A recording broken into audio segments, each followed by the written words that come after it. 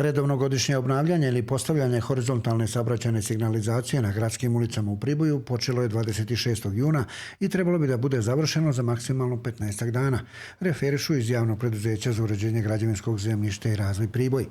Proteklog vikenda obeležene su uzdužne linije i isprekidane linije za stajališta javnog prevoza u Pribojskoj banji na državnom putu A2 reda na ulasku u Priboj od raskrsce na Armovcu do Novog betonskog mosta preko Lima, kao i na izlasku iz Priboja do ucaju slobodne zone Priboj.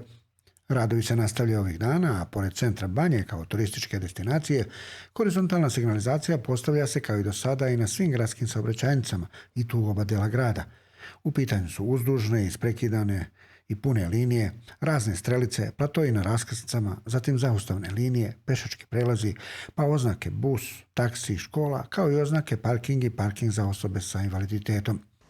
Pored bezbednosti svih učesnika u saobraćaju i podizanja saobraćajne kulture, postavljanje horizontalne signalizacije je i neka vrsta dekorisanja grada, pa ulice, pogotovo sa novom asfaltnom podlogom, sada izgledaju i funkcionalnije, ali i lepše.